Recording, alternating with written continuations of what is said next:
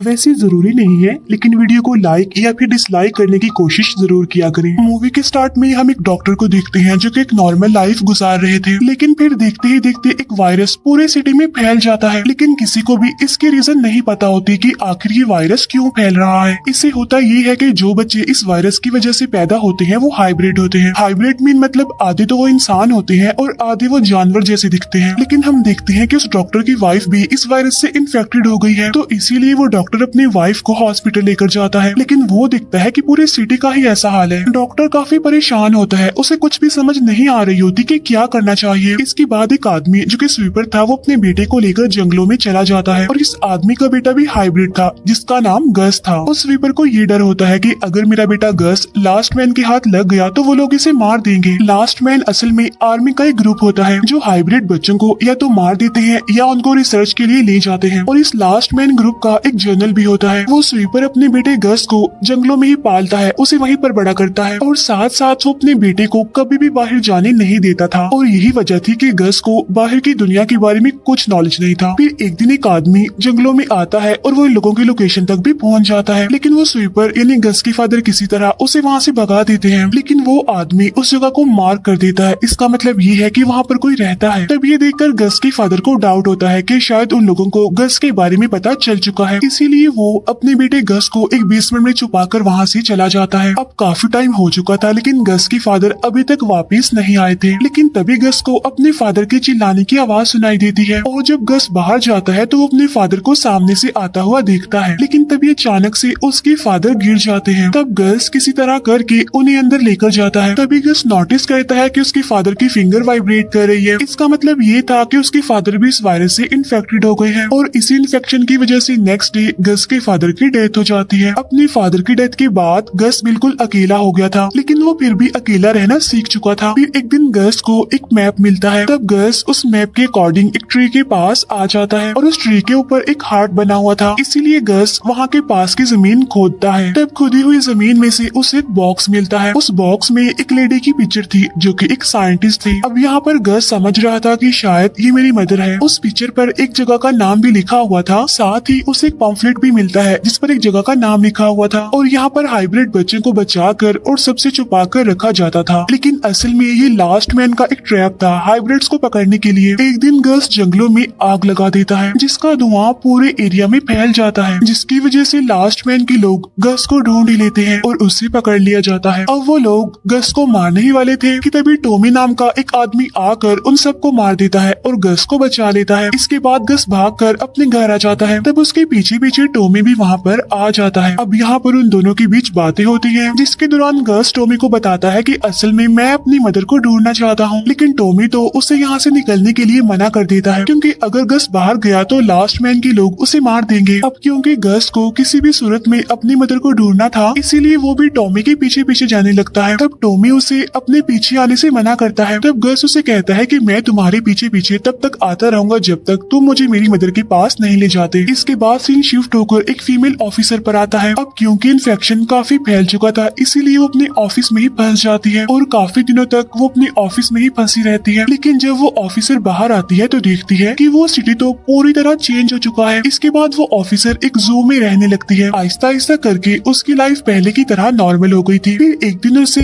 अपने घर के बाहर से एक हाइब्रिड बच्ची मिलती है और इस बच्ची का नाम वेंडी था। तो वो फीमेल ऑफिसर उस बच्ची यानी वेंडी को अडॉप्ट कर लेती है। उधर गस और टॉमी रात जंगल में ही गुजारते हैं। फिर जब सुबह होती है तो टॉमी देखता है कि गस उसका सारा खाना और मेडिसिन खा गया है, जिसकी वजह से टॉमी गस पर काफी गुस्सा करता है। लेकिन गस दूर से ही खाने की स्मेल को सूंघ लेता है। इसके बाद वो एक घर में जाते हैं। उस घर में 3 लोग रहते थे। एक आदमी था जो कि मैकेनिक था, उसकी वाइफ और उसका एक बेटा था। वो दोनों यानी गस और टॉमी वहाँ पर बहुत सारा खाना खाते हैं। उसके बाद गस उन्हें बताता है कि असल में मैं अपनी मदर को ढूंढ रहा हूँ और टॉमी मेरी मदर को ढूंढने में मेरी हेल्प कर रहा है। इसके बाद गस उस मैकेनिक के बेटे के साथ खेलने के लिए चला जाता है। इसके बाद टॉमी उस मैकेनिक को बताता है कि मैं सिर्फ आज रात यहाँ पर रुकूंगा, कल सुबह जब मौसम ठीक हो जाएगा तो मैं यहाँ से चला जाऊंगा। गस वहाँ पर काफी इंजॉय कर रहा था और तभी मैकेनिक की वाइफ टॉमी की चेस्ट पर एक निशान नोटिस करती है और ये निशान असल में लास्ट मैन का था। तब उस मैकेनिक की वाइफ टॉमी से इस बारे में पूछती है, जिस पर टॉमी उसे कहता है कि मैं पहले था लास्ट मैन का मेंबर, बट अभी नहीं हूँ, मैंने छोड़ दिया है वो काम। फिर टॉमी उस मैकेनिक की वाइफ को कहता है कि तुम गस को अपने पास ही रख लो, ये उसके लिए अच्छा होगा। लेकिन लेकिन मैकेनिक की वाइफ उसे कहती है कि इस बारे में पहले मैं अपने हस्बैंड से पूछ लूं। इसके बाद जब टॉमी वहाँ से जाने लगता है तो गस उसे देख लेता है और ठीक उसी टाइम पर लास्ट मैन के मेंबर्स भी वहाँ पर आ जाते हैं और वो लोगों को वार्निंग देते हैं और कहते हैं कि अब तुम्हारे पास दो रास्ते हैं, या तो हाइब्रिड बच्चों को हमारे हवाले कर दो वरना हम तुम सबको मार डालेंगे। लेकिन लास्ट मैन का एक आदमी जब गस को मारने ही वाला होता है तो टॉमी उसे भी मार डालता है। इसके बाद वो मैकेनिक टॉमी को कहता है कि मैं गस को अपने पास रख कर अपनी फैमिली को खतरे में नहीं डाल सकता, तो इसीलिए टॉमी और गस को वहाँ से जाना पड़ता है। इसके बाद डॉक्टर अपनी वाइफ को एक वैक्सीन देता है जिससे कि उसका इन्फेक्शन कंट्रोल में रहता है। डॉक्टर की वाइफ का जो इन्फेक्शन होता है वो बाकियों से अलग होता है क्योंकि वो दूसरों पर फैलता नहीं था। लेकिन तभी डॉक्टर देखता है कि उसकी वाइफ की वैक्सीन खत्म हो रही है, तो वो वैक्सीन लेने के लिए एक लेडी डॉक्टर के पास जाता है, जहाँ पर वो लेडी डॉक्टर उस डॉक्टर को एक बुक देती है और इस बुक में उन सारी मेडिसिन के रिकॉर्ड थे जो कि उन्होंने डॉक्टर की वाइफ को दिए थे। अब यहाँ पर उस लेडी डॉक्टर को लास्ट स्टेज का कैंसर था, तो अब क्योंकि वो ज्यादा अरसे तक जिंदा नहीं रह पाएंगी तो डेफिनेटली वो ये मेडिसिन भी नहीं बना पाएंगी। तो इसीलिए लेडी डॉक्टर उस डॉक्टर को कहती है कि अब से ये काम तुम्हें ही करना होगा, यानी तुम्हें ही वो मेडिसिन बनानी होंगी। इसके बाद डॉक्टर अपनी वाइफ को बताता है कि अब से तुम्हारे लिए सारी मेडिसिन वैक्सीन मुझे खुद ही बनानी होंगी। लेकिन उस बुक में मेडिसिन बनाने के लिए एक ऐसी चीज लिखी हुई थी जो वो नहीं कर सकते थे। असल में मेडिसिन बनाने के लिए हाइब्रिड बच्चों के ऑर्गन चाहिए थे, जिसके लिए उस डॉक्टर को जिंदा बच्चों की चीर फाड़ करनी होगी। लेकिन वो डॉक्टर ये काम करना नहीं चाहता था, लेकिन फिर भी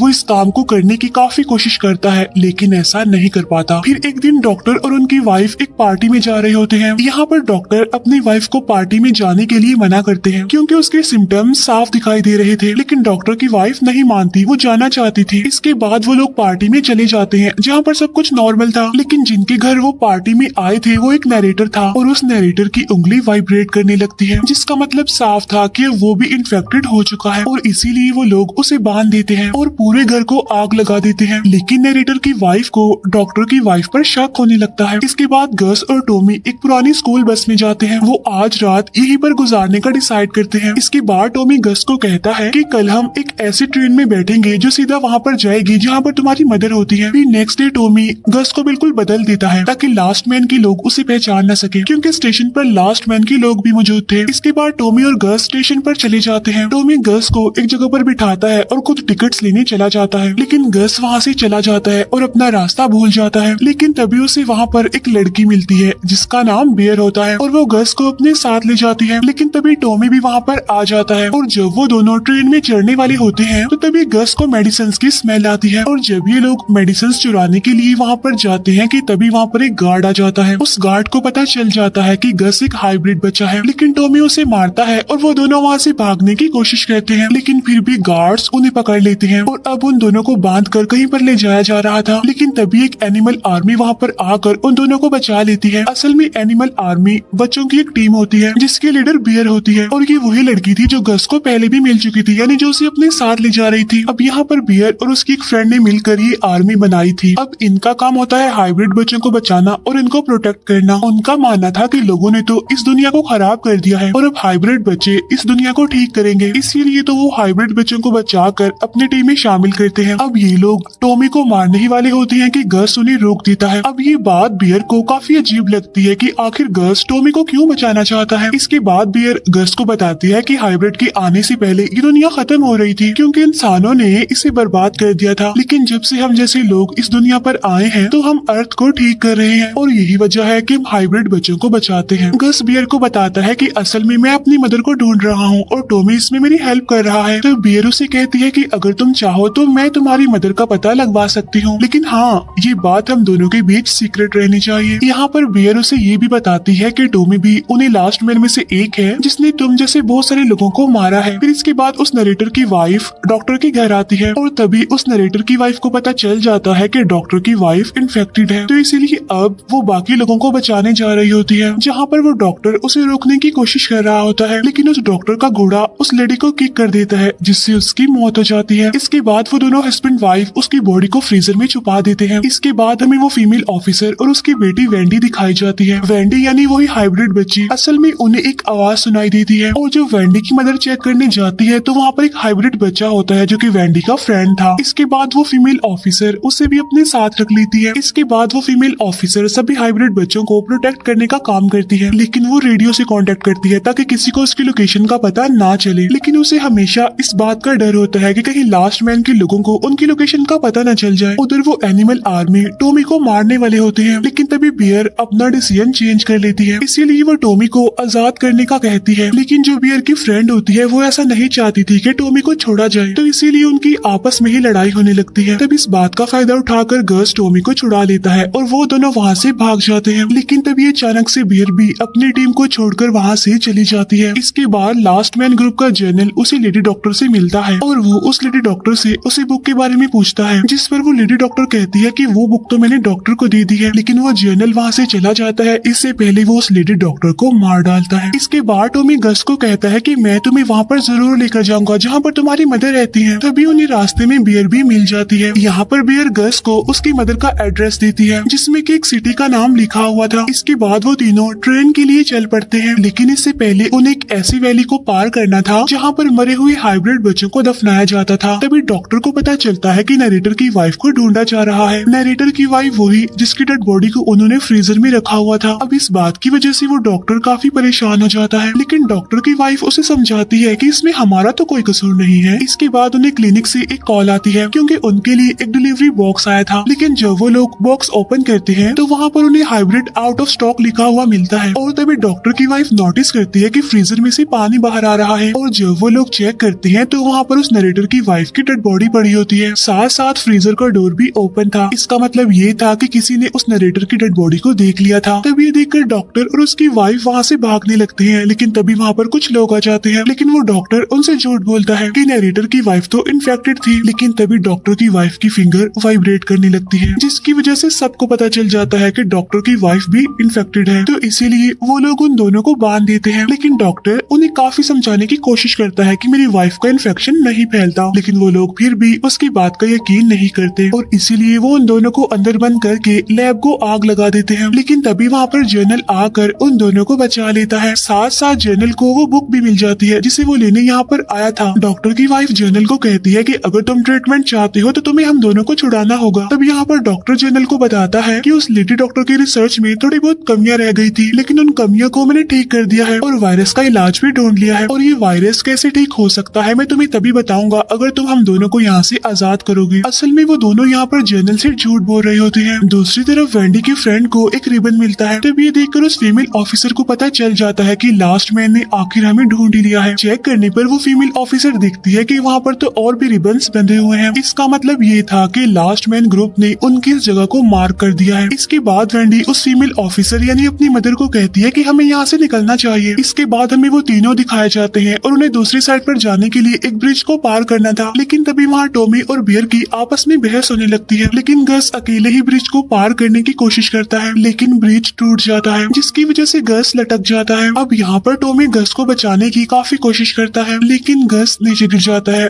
और उसे कुछ नहीं होता। इसके बाद बियर और टॉमी उसे उस वैली से निकाल लेते हैं। इसके बाद वो ट्रेन तक पहुँच जाते हैं और किसी न किसी तरह करके ट्रेन में चढ़ जाते हैं, लेकिन उस ट्रेन में लास्ट मैन का सामान था। इसका मतलब ये है कि लास्ट मैन यहाँ पर हो सकते हैं। गस को वो टॉय नहीं मिल रहा होता जो उसके फादर ने उसे दिया था, तो इसीलिए वो उस टॉय को ढूंढते हैं, लेकिन तभी उन्हें किसी के आने की आवाज सुनाई देती है और वो जल्दी से छुप जाते हैं। लेकिन वो आदमी गस को ढूंढ लेता है, जिसकी वजह से टॉमी और उस आदमी में लड़ाई होने लगती है। लेकिन वो आदमी कोई और नहीं बल्कि टॉमी का फ्रेंड ही था जो कि फुटबॉल टीम में उसके साथ था। और तभी टॉमी का फ्रेंड उन्हें गस की मदर की लोकेशन बताता है। तभी बियर बताती है कि लास्ट मैन के लोग ट्रेन में ही हैं, तो इसीलिए ये लोग छुपने की कोशिश करते हैं, लेकिन लास्ट मैन के लोगों को इनके बारे में पता चल जाता है। तब टॉमी का फ्रेंड उन सबको वहाँ से जाने के लिए कहता है। इतनी देर में वो लास्ट मैन के लोगों को रोक कर रखेगा और तभी वो तीनों यानी गस, टॉमी और बियर वहाँ से बाहर निकल आते हैं, लेकिन टॉमी का फ्रेंड लास्ट मैन के लोगों को रोकने की कोशिश करता है। इसके बाद वो तीनों ट्रेन से कूद जाते हैं। इसके बाद वो अपने डेस्टिनेशन पर पहुँच जाते हैं। उधर वो फीमेल ऑफिसर सभी हाइब्रिड बच्चों को एक टनल में जाने के लिए कहती है और इस टनल का रास्ता सीधा एक चर्च को जाता था। वो फीमेल ऑफिसर अपनी बेटी वेंडी को कहती है कि तुम चर्च में ही मेरे लिए वेट करना। इसके बाद उस डॉक्टर को एक जगह पर लाया जाता है